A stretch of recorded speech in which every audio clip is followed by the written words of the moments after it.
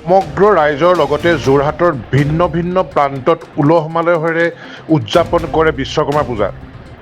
শত বছৰ গৰকা যোৰহাটৰ ট্ৰাক ষ্টেণ্ডতো আয়োজন কৰা হয় বিশ্বকৰ্মা পূজা। দিনটোৰ পূজাৰ অন্তত ৰাতিলৈ দিহানাম আৰু চেমনীয়া সংঘৰ দ্বাৰা ৰাম পৰাজয় ভাওনা প্ৰদৰ্শন কৰে।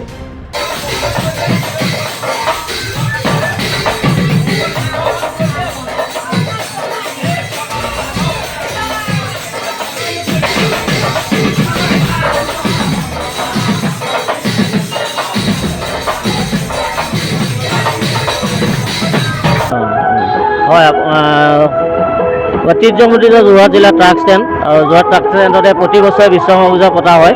শত বছৰ গৰকা এই বিশ্বকৰ্মা পূজাৰ বাকী আমি প্ৰতি বছৰৰ দৰে এইবাৰো আমি অনুষ্ঠিত কৰিছোঁ। বিভিন্ন কাৰ্যসূচী আছে ইয়াৰ ভিতৰতে।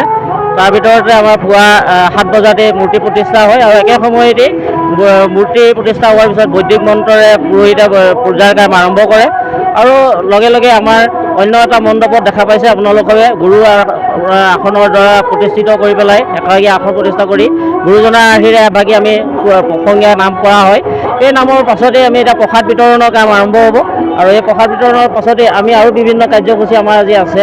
তাৰ ভিতৰত আছে আমাৰ কমেও 2000 মানুহৰ কাৰণে খিচিৰি বিতৰণ খিচিৰি বিতৰণ কাৰ্যসূচী আছে আৰু ঠিক বিয়লি 3 বজাৰ পাছৰ পৰা আমি জটাধাৰী সাংস্কৃতিক গোষ্ঠী বুলি এটা সাংস্কৃতিক গোষ্ঠী দলৰ দ্বাৰা আমাৰ দিহানাম পৰিৱেশন হ'ব আৰু সন্ধ্যা ঠিক 9 বজাৰ ৰাতি 9 বজাৰ পৰাই আমাৰ কাৰ্যসূচী আছে। সেয়া হ'ল ৰাম পৰাজয় নামৰ এষাৰকী নাট আমি কৰিম। সেই নাটভাগি সৰু সৰু চেমনীয়া ল'ৰা ছোৱালী কিছুমানে এই নাটভাগি কৰিব। তেওঁলোকেও অসমৰ বিভিন্ন মঞ্চত এনেধৰণে নাট পৰিৱেশন কৰি বহুখিনি প্ৰশংসা লাভ কৰিছে। যোৰহাটৰ পৰা সুমিত দাসৰ ৰিপৰ্ট E24 লাইভ ব্ৰেকিং।